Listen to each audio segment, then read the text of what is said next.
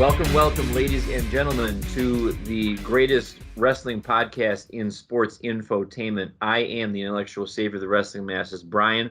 I am joined this week by the big Mang, Isaac, and we are here to give you another installment of our newly formed Legendary Nights series with a little bit of unpacking of some current events before that. Thank you, as always, for joining us however you do, whether it's on YouTube or on one of our ever-growing family of podcast platforms. You know, we've got Spotify, we've got Anchor, we've got Amazon now. You know, thank you, Amazon, for getting us on board.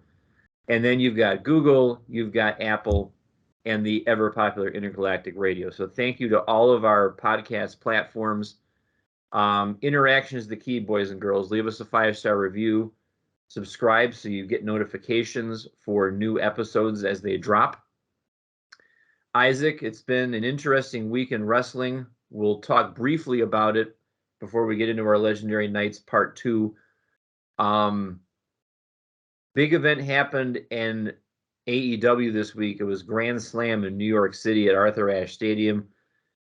If you were going to pick one event from that night that is appointment television worthy for those that might have missed it, what part of that night would you say qualifies as a must-view television? The one thing that kind of shocked me, and we talked about this in the pre-show meeting a little bit, was the arrival of Saraya. If you don't know who Saraya is, she is a former WWE star. She was known as Paige. They did do the movie Fight With My Family about her and her family. And the fact that she was able to be cleared and that she is back in the ring is huge, gigantic, and just the aspect of, you know, we think about Edge coming back from neck surgery. We think about Austin coming back from neck surgery. We think about Lapham coming back, and we hope that she'd be one of them because she was such a young talent, an amazing talent that to come back. There are other major events going on at... A question just popped into my head, and I'm springing this on you. Go ahead. I feel like this is probably about the 5th or 6th time that we're talking about AEW injecting their women's division, their women's roster, with a talent. And we're saying, wow, this is just what the women's roster needs. My question to you is, do you think AEW is kind of running out of chances to make the women's division relevant? And I'm just going to leave it at that. I'm not going to color it with any kind of my opinion yet. I think iron sharpens iron. I believe that you keep adding in really super talented women, and they are going to make the division better. I believe that the addition of Athena, or the Fallen Goddess, as we know her, she was formerly WWE star. Of course, with Saraya coming in and working with these young ladies, you know, you have established stars like Dr. Britt Baker, who never got the shine that she could have gotten if she was in WWE, but hasn't found her niche here. And you have, you know, Saraya that can take Jade Cargill and the baddies under their wing and show her really how to actually be a wrestler. They're so green, and we know that, you know, you have all these people that are putting you over like there's no tomorrow and making you look fantastic. With that being said, you need someone that can lead and show them how to get to that next level. I feel like the problem goes deeper than that. And it's a problem that we've denigrated WWE for in the past. Iron does sharpen iron, but you've got to watch the iron being sharpened.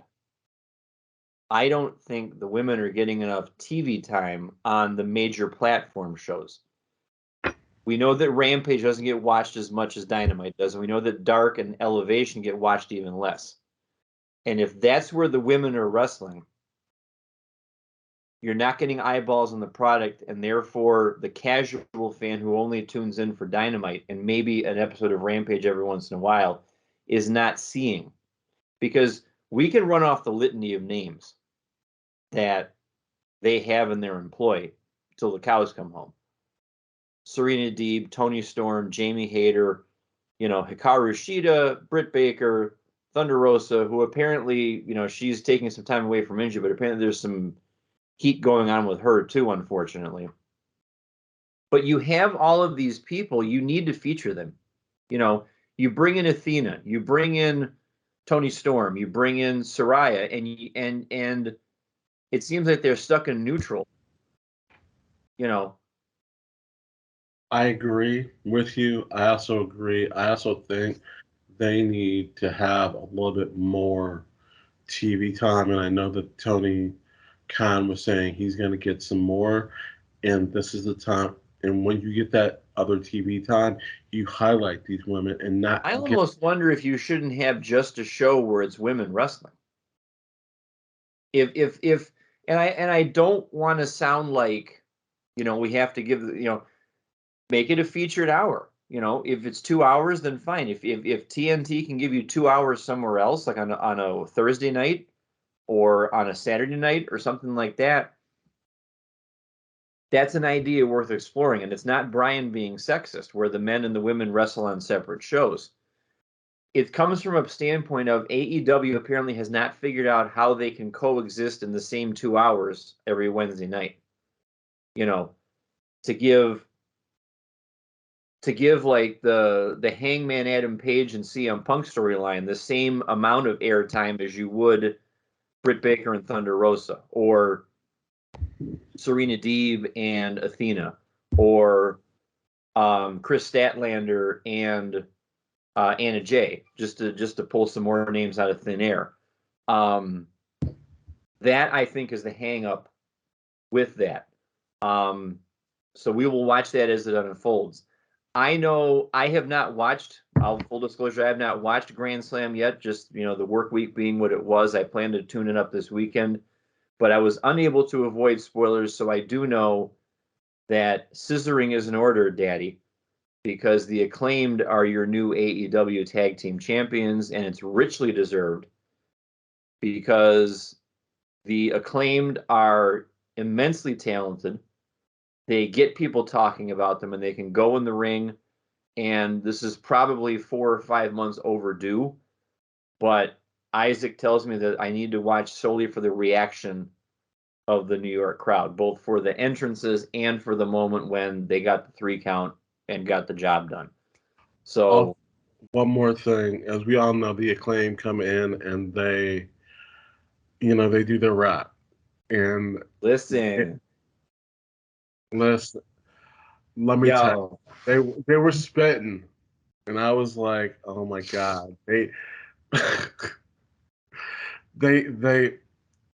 crushed it. Let's leave it at that. And of course, when they start yelling, New York City, oh my god. But they were making. It's funny. I'll just leave it at that. You got to watch it. That's all I can say. Nicely done. So, bringing out the next installment of our Legendary Nights series, and big props to the Reverend of the Rant for coming up with this idea and maybe making it more of a featured segment on our show.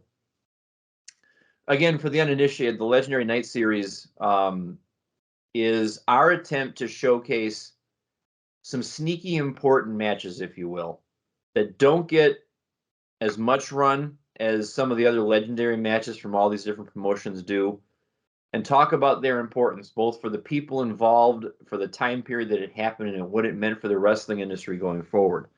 A couple of weeks ago, we talked about NXT television match between Sami Zayn and Cesaro, a 2 out of 3 falls match, a match that at the time, I didn't understand how important it was, but everybody helped me understand through the discussion on that show what it meant for NXT as a destination for wrestling content. It was my turn to come up with a match this week. And the reason why I picked this match is probably going to surprise some people. I'm taking you back to the year 2000. And the venue, oddly enough, is in New York City. It's Madison Square Garden at that year's Royal Rumble. And during that event, Cactus Jack and Triple H had a street fight. That was one of the main events of the evening. And there's lots of reasons why I put this match forward as a legendary match to talk about, which I will happily unpack here in a moment. But Isaac, I want to start off by asking you, on a scale of 1 to 10, with 10 being the highest, how would you rate this match in terms of its rewatchability? Meaning, you're bored, you're looking for something to watch on the network. Is there anything preventing you from pulling this match up and giving it a rewatch, even if you've already seen it a couple hundred times like this guy has? I'm gonna give that like a 8/9. It's gonna be high. I rewatched it today, and in the back of my mind, and this was weird, I kept thinking about Mick Foley and how much he puts over so many other people and making him look fantastic. And that he's either bleeding or he's doing something crazy and making somebody else look utterly fantastic. This match, if you go cue it up, and I hope that you do, Triple H takes a beating. He gets beat up. He's bloody all over the place. He got gashes in his leg. He got gashes in his face. Two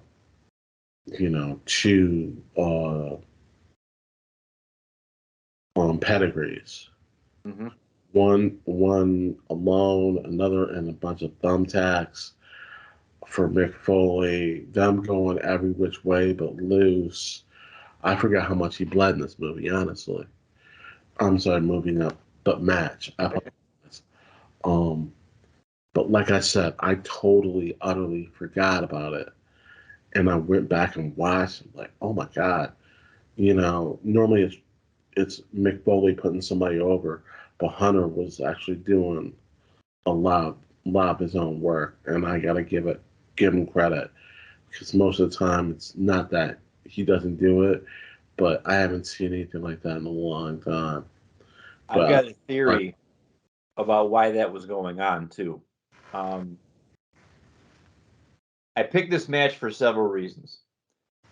First one being, this was right around the time when I started getting back into watching pro wrestling.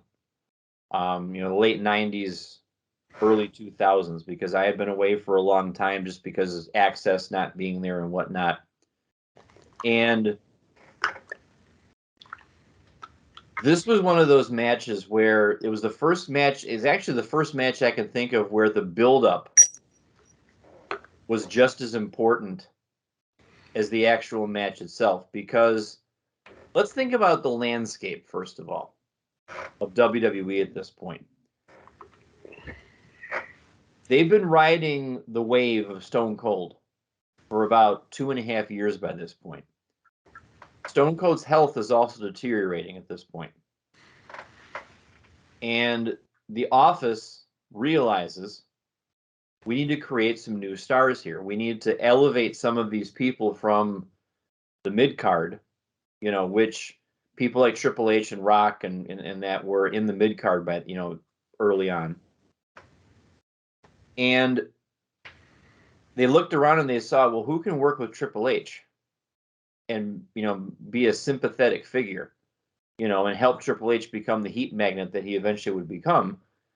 And Mick Foley, in my recollection, almost volunteered for it.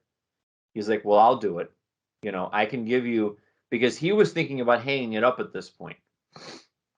He was ready to retire. I think the story goes he was ready to retire at Survivor Series.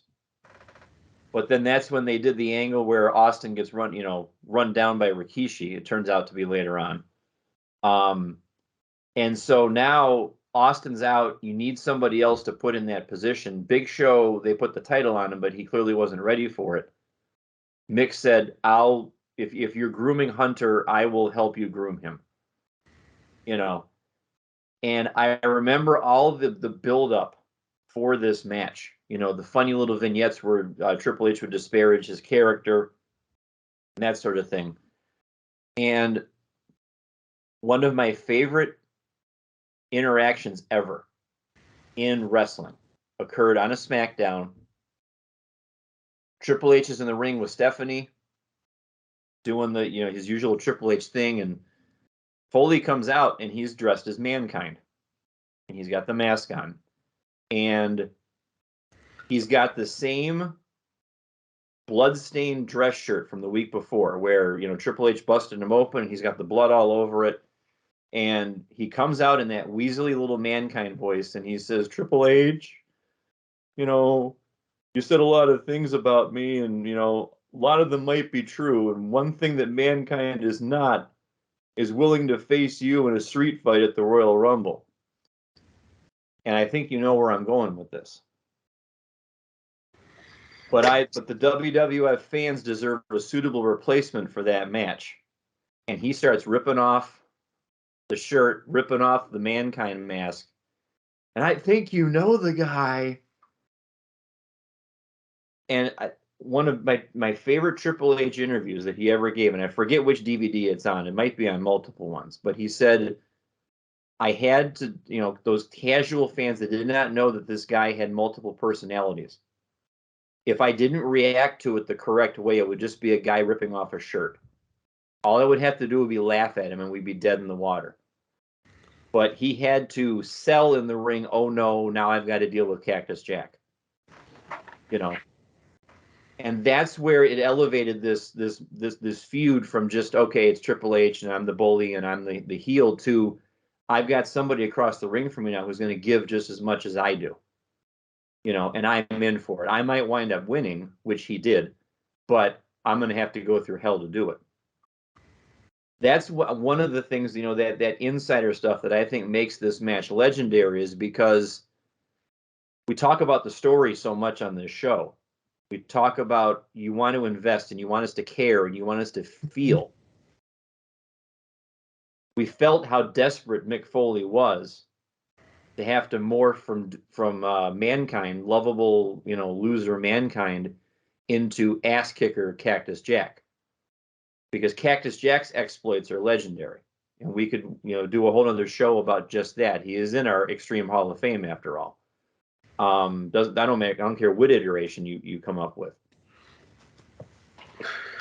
But also, I go back to that look at the landscape. Mick Foley recognized an opportunity, and he recognized the necessity of, they need me to fulfill a role for however many months this is and get Triple H, through No Way Out to WrestleMania. I can do that for you.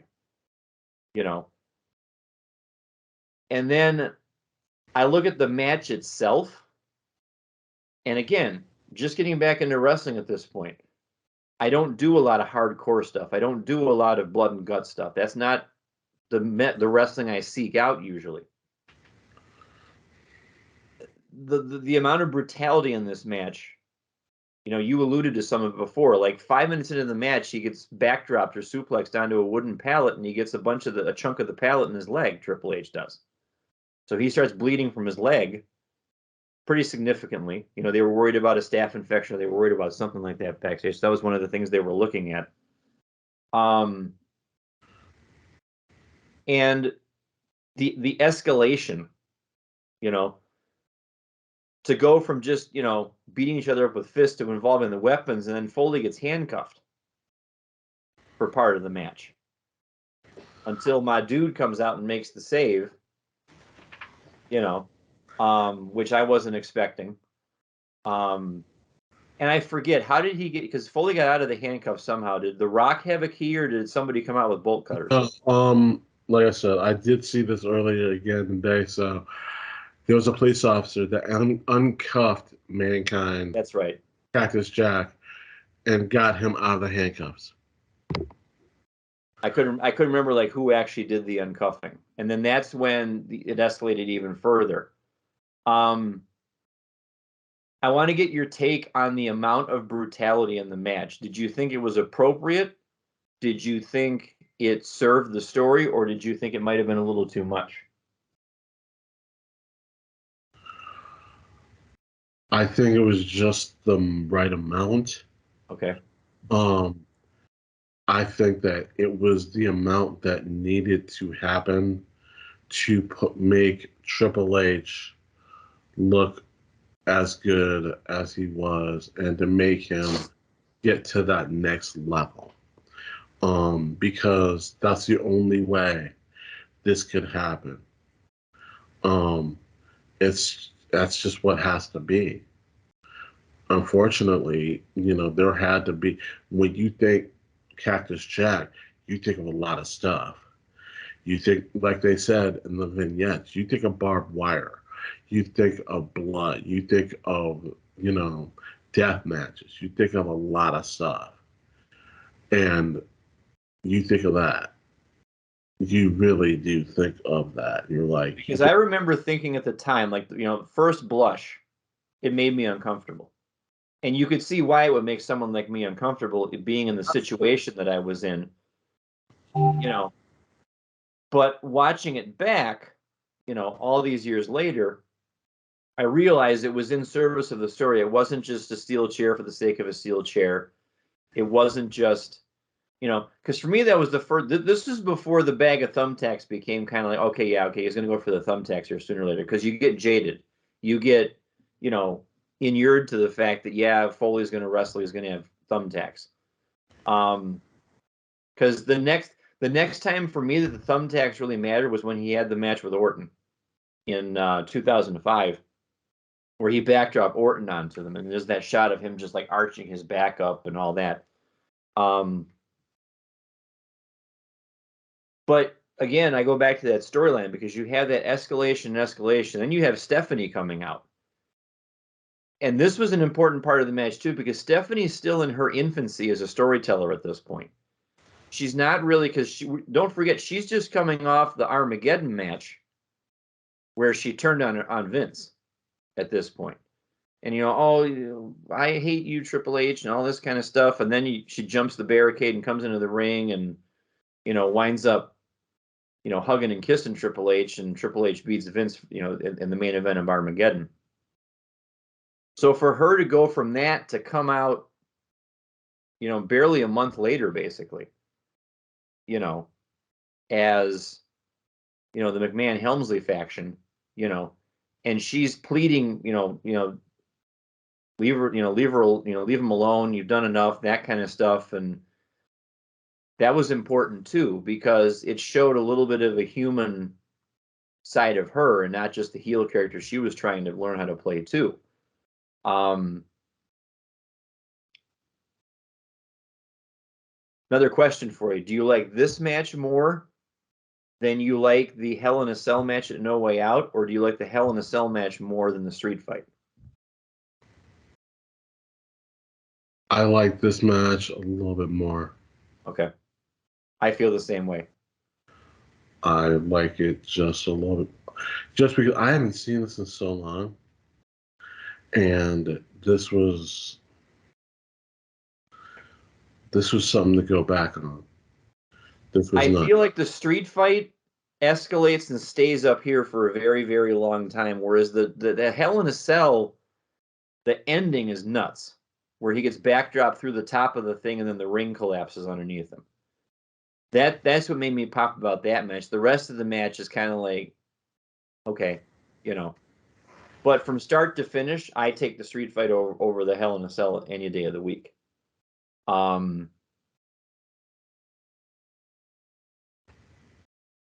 But you look at what Foley was able to do for Triple H and you look at conversely what Triple H was able to do for Foley in this series of matches, and especially this street fight. As I recall, people were talking more about the street fight than the fact that The Rock won his only Royal Rumble at this event. And I think a lot of that has to do with the way the Rumble finished. It was kind of like a schmoz booking where were Rock's feet on the floor when Big Show went over? Were they not? I can kind of, I kind of understand why people say, oh, no, come on, dude, his feet were on the floor. So really, Big Show should have won the Royal Rumble. I get that. And I'm not here to debate that. But that's saying something when at a Rumble, another match can steal the show. That's hard to do because usually all the big surprises and debuts and returns and oh my gods are saved for the Rumble match itself. This to me was the must-see match of that whole event. And that's the biggest reason why I put that forth as a legendary night, because you spin it forward now. You now have established Triple H as this monster heel, who's coming for the championship, and actually at this point already has the championship. I could have done without the Fatal 4-Way with a McMahon in every corner at WrestleMania 2000. I could have done without that. A triple threat would have been okay. But to bring back Mick Foley for that when because he even acknowledged he had let himself go at that point, because the Hell in a Cell match was career versus title. Fine, you get one more shot, but I want your career on the line.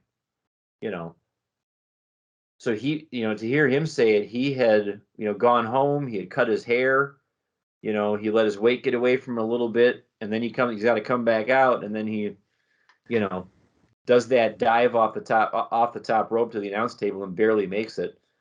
And so that whole thing was unfortunate, but that whole WrestleMania was a bit of a train wreck, as I recall. Oh yes, it was. Yeah, the one in 2000.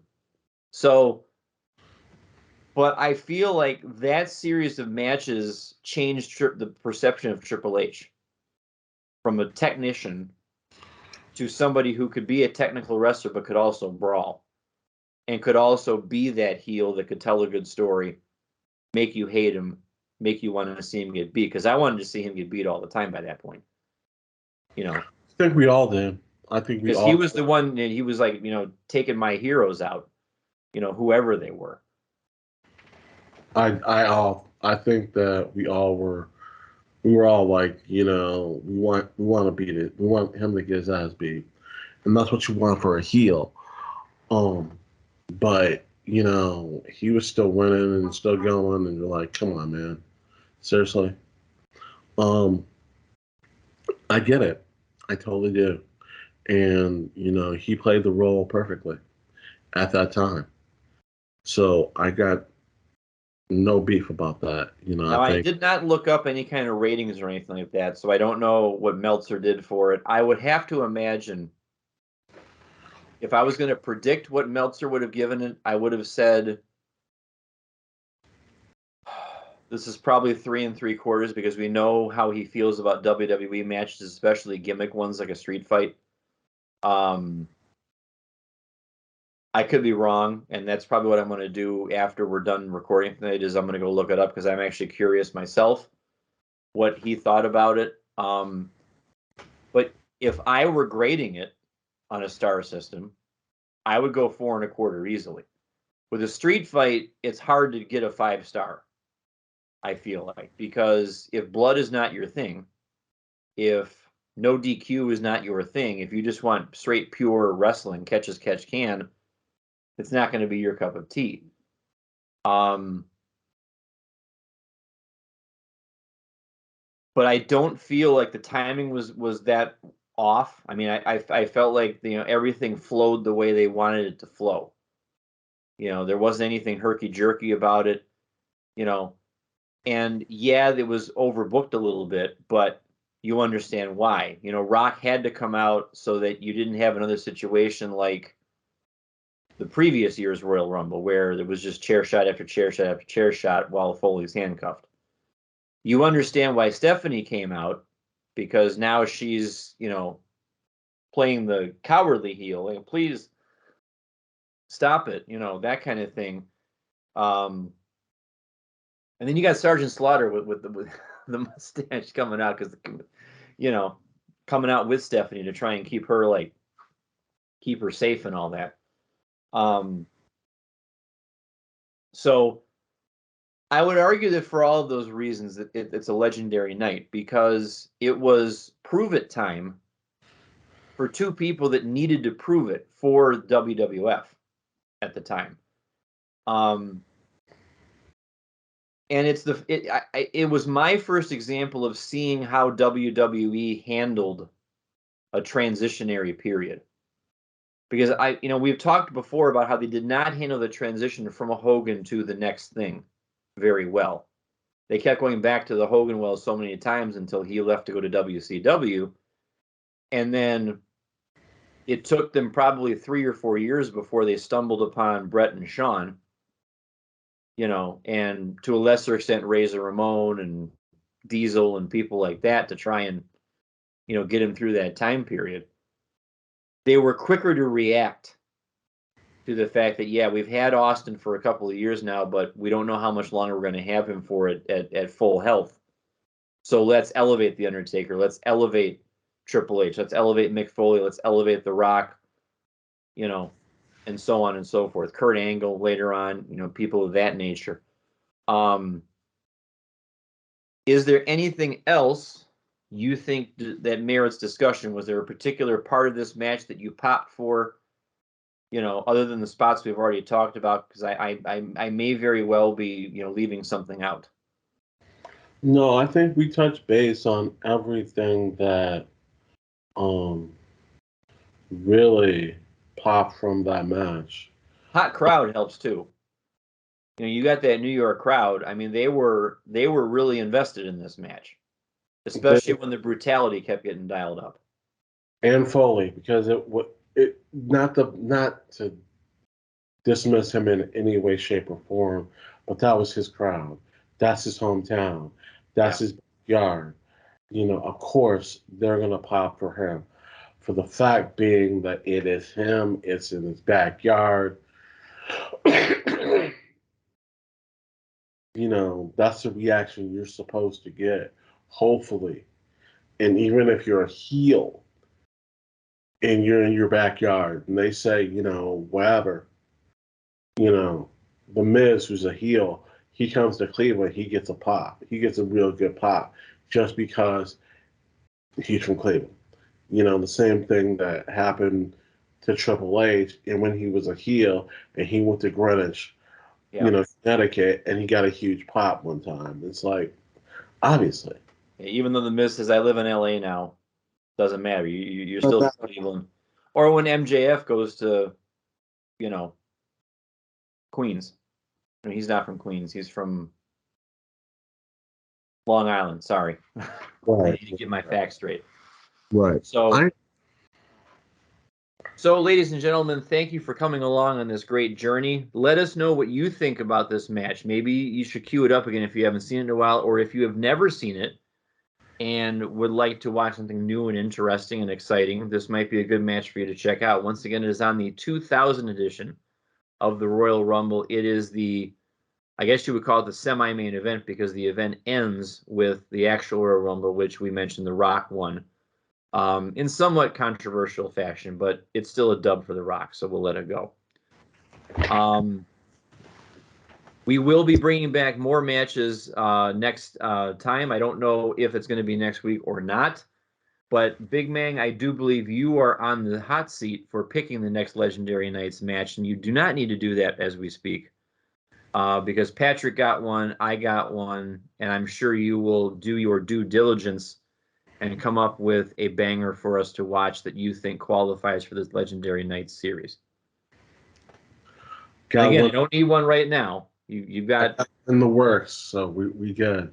We're ready. Okay. Just know it's coming. That's all I can say. Well, thank you very much for joining us again and making us part of your Wrestling Infotainment Week.